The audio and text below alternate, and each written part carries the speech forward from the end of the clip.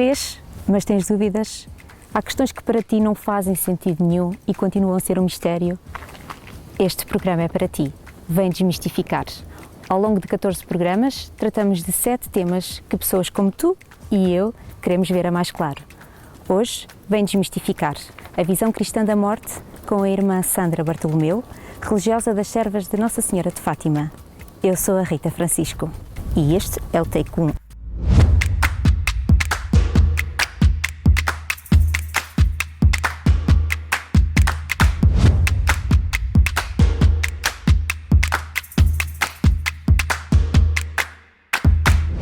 Bem-vinda, irmã Sandra. Olá. Obrigada Obrigada por estar connosco, por gosto. vir falar sobre um tema tão difícil quanto a morte, para além da morte. Antes de entrarmos nas questões sérias e naquelas que nos fazem o frio na barriga, pode-nos contar um pouco sobre si, sobre a irmã? Então, chamo-me Sandra Bartolomeu, eu sou serva de Nossa Senhora de Fátima desde 2013. Nasci fora de Portugal, sou sul-africana. Okay. Neste momento estou em missão no Santuário de Fátima, onde também estas questões são muito tratadas, não é? e que gosto muito. Gosto muito de arte também, sou formada em arte e por isso é um meio também que nos ajuda a contemplar isto que é o mistério da vida. Talvez até colocar no papel ou na arte ou nas pinturas sim. Algo que não conseguimos falar, não é? Como muitas vezes estas sim, questões... É um modo, sim, de abordar este mistério pela matéria. Falar da morte, falar, verbalizar aquilo que mais nos aflige, que é a morte, que é a única certeza que temos, não é? Ouve-se muito, diz-se muito que a morte é certa, é a única coisa que temos a certeza nesta vida, mas custa muito, sobretudo quando temos que consolar alguém que perdeu tudo, que perdeu o chão e não temos nada para dizer. O que é que dizemos a alguém que lhe retiraram, que perdeu o pai, perdeu a mãe? Eu falo por experiência própria. Recentemente uma prima de uma vida tão difícil, que já perdeu o marido, perdeu o pai, perdeu o irmão e agora perdeu a mãe. O que é que nós dizemos a estas pessoas? Sim, Rita, olha, obrigada por este tema, esta pergunta tão difícil, porque quando falamos da morte, acho que tocamos naquele ponto que nos faz pensar toda a vida. Quer dizer, pensar a morte é aquele horizonte diante do qual pensamos também porque é que estamos aqui, qual é que é o sentido e o propósito de estarmos vivos, para onde é que vamos, até quem é Deus. Claro. Todas as perguntas se põem diante da morte, não é? E para muita gente é um perfeito absurdo a morrer. Sim. Não faz sentido nenhum e também faz com que a vida não faça sentido nenhum. Claro, andamos aqui para quê? Não é? Andamos aqui para quê? Se tudo acaba... Eu quando estava na faculdade, no segundo ano, porque eu estudei pintura, e nós na altura, agora talvez o currículo tenha mudado, não sei, mas tínhamos anatomia e surgiu uma oportunidade de irmos visitar na Faculdade de Medicina um corpo que tinha sido autopsiado. Portanto, nós estávamos a estudar os músculos para poder desenhar, figura humana, etc. Eu, por acaso, não fui porque não tive a oportunidade, mas alguns colegas meus foram, e lembro que na aula seguinte a professora perguntou as impressões que tinham visto, e lembro dos meus colegas, muitos estaram profundamente incomodados, e lembro-me desta expressão de dizerem isto: então é assim que tudo acaba? Morremos como uma vaca? Quer dizer, a vida tem tanta densidade, tocamos a vida uns dos outros e depois acaba tudo assim. Parece um absurdo, não é? Portanto, estamos diante de um mistério e é bom também termos esta partida, não é? Vamos falar, é um mistério, não, se calhar não vamos conseguir, se calhar não, de certeza a morte é certa, mas também é certo que não vamos aqui descobrir nada ou obter certezas neste sentido científico sobre o que é e porquê que é, não é? pronto, essa é a primeira coisa. E quando falamos de vidas que já são muito sofridas, não é? E depois ainda por cima a morte, portanto, o limite da vida daqueles que amamos vem ainda mais como mais um sofrimento, não é? Para além dos sofrimentos todos que a vida tem, e agora esta situação pandémica que vivemos, não é? Trouxe a morte a muita gente. Sim, a realidade. Já há gerações e gerações que não víamos a morte tão perto como agora ultimamente. Sabemos que, sei lá, não há muitos anos, relativamente, no princípio do século, com as guerras, não é? A morte era uma coisa diária, banal, não é? diária, não é? Com a guerra, e deixámos talvez ter isso tão presente, e agora outra vez somos confrontados com esta iminência de morrermos, ou até dos outros que amamos morrerem, não é? Sobretudo quando se é jovem, não se pensa, a morte é um horizonte muito distante, e se calhar a partir de uma certa idade, com as dores no corpo, já começamos a pensar, mas assim, jovem, e o Covid infelizmente veio trazer esses cenários de guerra que eles muitas vezes comparam, da fragilidade.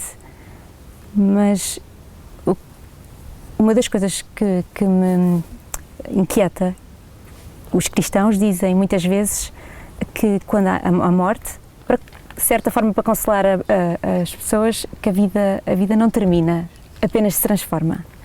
Sim, mas o que é isto? São palavras que não têm qualquer... Vou dizer isto a alguém e... Olha, traduz-me isso para mim, explica-me. Sim. Então, diante da experiência da perda, não é? Sim, às vezes essas frases feitas não ajudam. Agora, eu creio que essa é a maior verdade. Essa é a maior verdade. Que a vida não termina, mas transforma-se. É claro que termina. Quer dizer, há uma dimensão da vida que termina. A pessoa morreu, nós não vamos voltar a ver a pessoa daquela maneira. Okay. Isso é assim. Aquilo terminou ali. Agora, a morte é uma experiência de limite. Há ali um fim que é limite, mas ao longo de toda a nossa vida, nós experimentamos de certa forma várias mortes. Okay.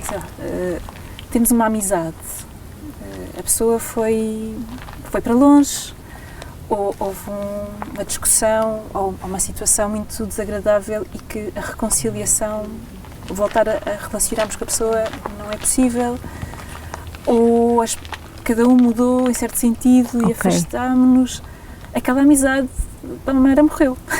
Sim. Ou transformou-se, quer dizer, a relação transformou-se. Ou os nossos trabalhos, ou até a nossa vida biológica, não é? A nossa adolescência já terminou. Como dizia uma amiga minha, bem. Pronto, neste sentido, há coisas que morreram, mas de alguma maneira continuam de uma outra forma. Eu trabalhei algum tempo com educadoras de infância, não é? E usavam uma imagem para falar da morte. É uma metáfora, mas penso que esta imagem da natureza ajuda-nos a compreender isto, que é da borboleta. A borboleta primeiro é uma lagarta, depois faz um casulo, podemos já às vezes dizer assim, prepara a morte, e nesse processo transforma-se numa outra coisa. A lagarta morreu, mas agora continua de uma outra forma. Na fé e na vida espiritual, nós também, num quadro cristão, mas creio que todas as religiões têm isto presente. Claro, com estruturas diferentes, com tradições diferentes, mas há esta intuição religiosa comum, que a vida realmente transforma-se. A morte é uma etapa, é um limite, há uma etapa limite, mas que há uma continuidade, em que as coisas são totalmente diferentes, mas não é nada. Não é antes era tudo, agora não, é nada. Há alguma continuidade. Só que nós não vemos essa transformação. Exatamente, nós não vemos. Mesmo que na fé cristã denominamos por ressurreição, o voltar à vida. Se calhar essa é uma das perguntas que queres fazer. Mas isso também é um mistério, não é?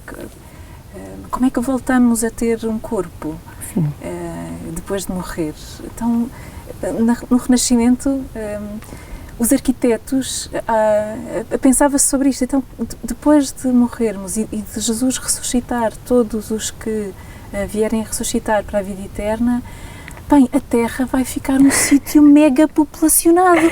Nós temos que projetar arquitetonicamente casas para albergar toda esta gente. Esta visão também ainda materialista de voltarmos a viver no corpo.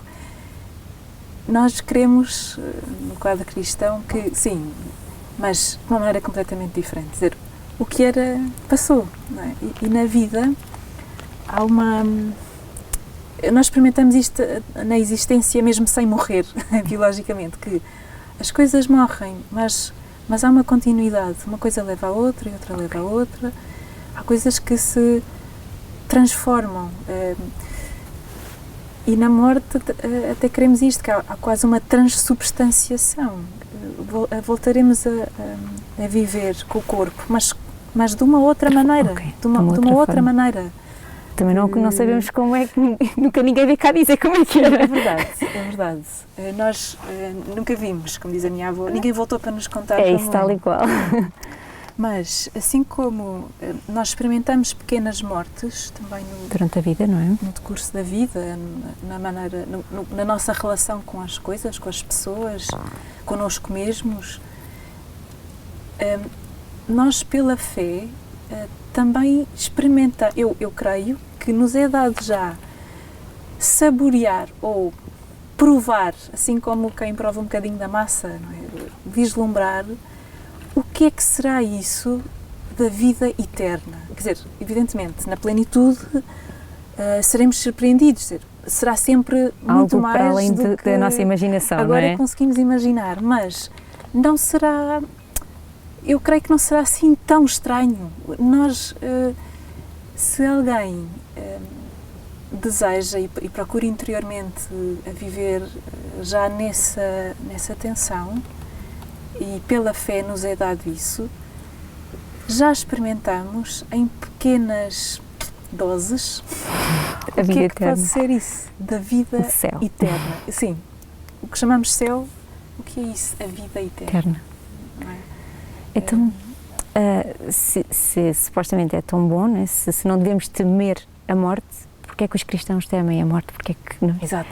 Grande pergunta. Porque é que os cristãos temem a morte?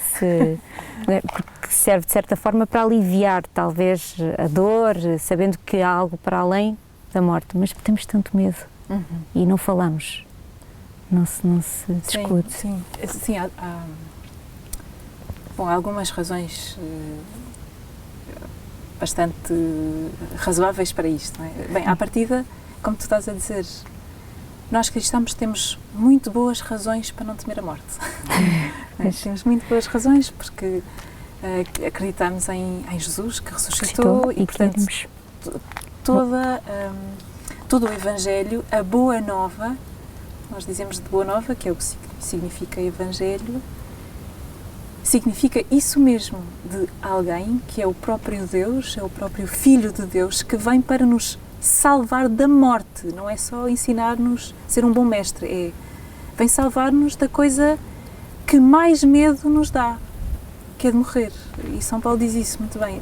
Não nos veio salvar de morrer, mas veio salvar-nos do medo de morrer, não é? Desse terror diante do limite da vida. O medo do nada. Nós temos imenso sede de ser plenamente da vida e da felicidade, e a morte põe fim, parece que põe um nada a essa experiência de ser.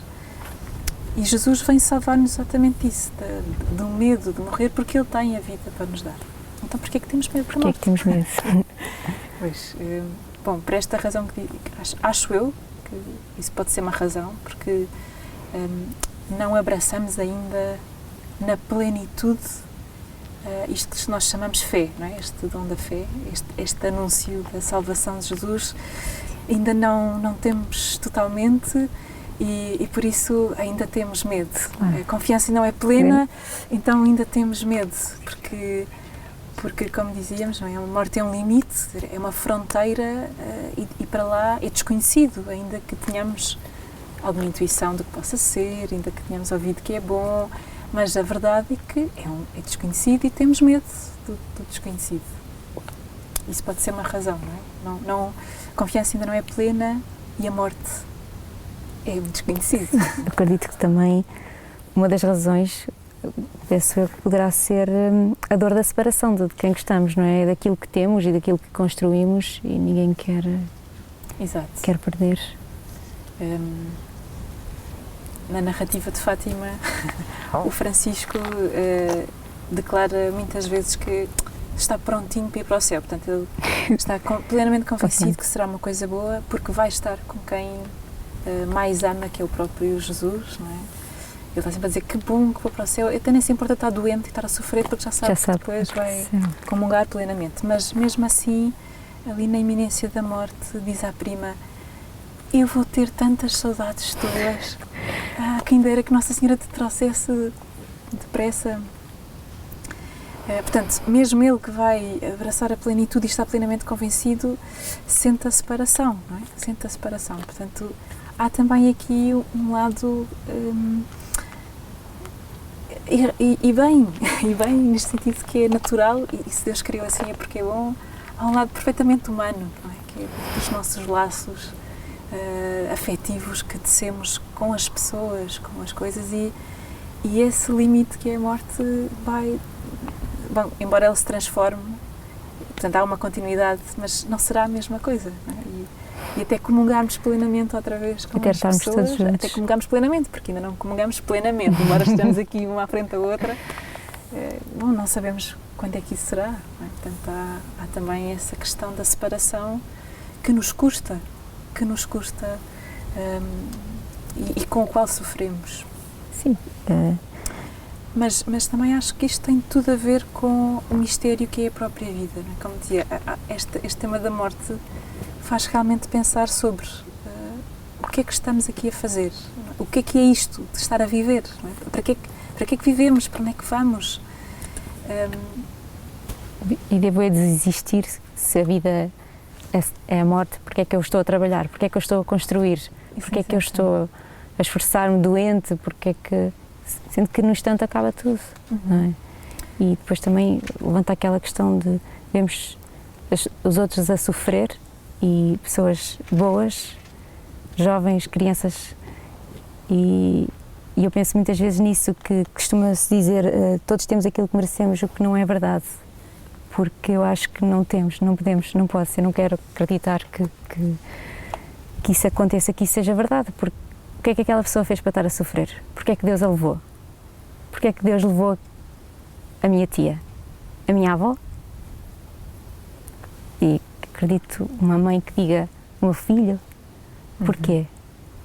Portanto, ainda não temos tudo aquilo que merecemos, não. E a morte levanta muito essa dor e coloca assim a vida em perspectiva, e depois também nós também temos que se calhar pensar, ou baixo os braços e entrego-me ao que acontecer, ou lá está, ou valorizo aquilo que tenho e tento dar o meu máximo,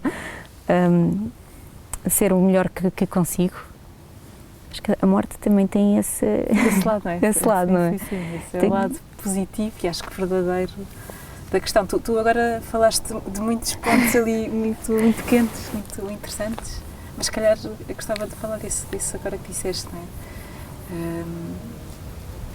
Pois, põe a vida em perspectiva. A perspectiva, sim. E diante disso, como disseste, pronto, ou isto é um absurdo, e mesmo diante do absurdo temos há aqui duas vertentes, não é? Os teus amigos, como os meus, também deves ver isto, sim. estas duas vertentes, que é, ok, então, pronto, se isto vai acabar em um absurdo, mais vale gozar o prato todo agora. Viver dia a dia. Que comumente ouvimos dizer como o carpe diem, Carpe não é? diem, Portanto, aproveitar até ao máximo cada instante, mas neste sentido do gozo presente. Ou então é um desânimo, portanto cai na depressão, porque isto é tudo, não faz sentido nenhum, não é? Não faz sentido nenhum. E são duas alternativas. Se a vida é um absurdo, isto a morte é um absurdo, a vida é um absurdo. Também é um absurdo. Mas esta concepção vem de, ok, então isto é tudo um acaso. Eu nasci por acaso, sou fruto apenas de uma relação e casual, podia ter nascido como podia não ter, e é tudo um acaso. Agora, se não é um acaso, se não é por acaso, isto não é um absurdo, então há aqui um propósito. Ok. Então, se é um propósito, podemos tentar entender a vida nesse sentido. Que há alguém, e no quadro cristão podemos falar de alguém, okay, que chamamos Deus, que é Deus, que tem um propósito sobre a existência. Okay? Então, se eu existo, porque entre os milhares de possibilidades de eu não existir, eu existo, porque é que eu existo?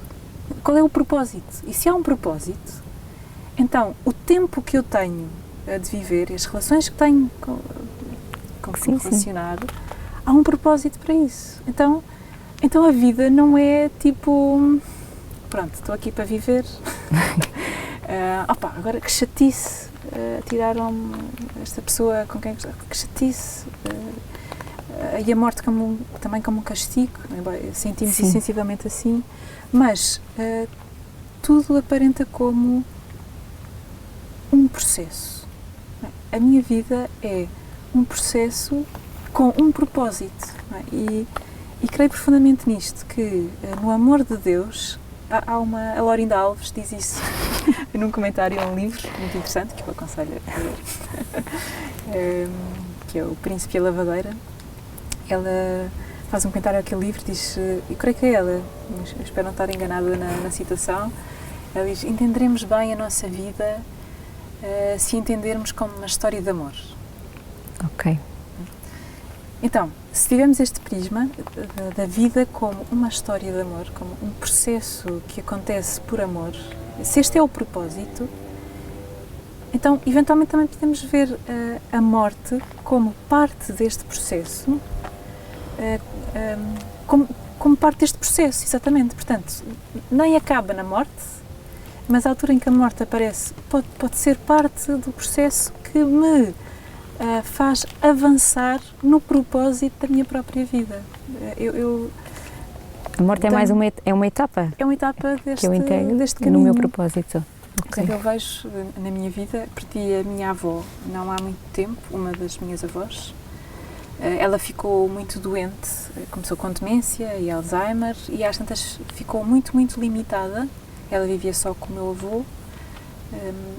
O meu avô, que era uma pessoa do campo, bastante rude, assim, daquele género de, bom, em casa não faz nada. Portanto, ele teve que cuidar da minha avó, portanto, ela ficou muito dependente, portanto, ele viu-se obrigado a cuidar dela, e aproximou-os bastante, essa questão da doença, e eventualmente ela teve que ser cuidada por outros, portanto, ficou de tal maneira intolerante àquela situação que ela teve que ir para um lar, e ele ficou ali um tempo sem a minha avó em casa. E depois dela falecer, pensei, que bonito, esta etapa preparou o meu avô para a experiência agora de comungar com a minha avó na eternidade, que é, ele não a via, mas sabia que ela estava viva, pronto, claro. E tinha esta perspectiva de ir visitar. Agora ela não está viva, não é? Mas há aqui houve uma pedagogia dele agora saber que ela está presente, mas não a vê, como quando ela estava no lar. Acredito que a morte acontece assim na vida, não como um castigo, embora isto é muito fácil dizer, porque sentimos na pele como mal, como sofrimento. Mas acredito muito isso, e acreditamos nisso na nossa fé, que é uma etapa do processo, como estás a dizer, é uma etapa desta história de amor, e é uma porta de entrada para uma outra condição. Outra condição. Então a fé, de certa forma, poderá ajudar-me a aprender a morrer? Sem dúvida, sem dúvida. Como aconteceu com o seu avô, e neste caso não a morrer, mas a lidar com a morte de alguém? Exato, exato. Sim, porque nos dá uma perspectiva da vida, como dizia ela, a Laurinda Alves, creio eu, não estar enganada, da vida como uma história de amor e de que esta história não acaba, apesar de não vermos a pessoa, não é? Que amamos, ou até sobre nós próprios. Não acaba ali, porque no amor nada acaba. O amor é a única coisa que permanece sempre. Não é?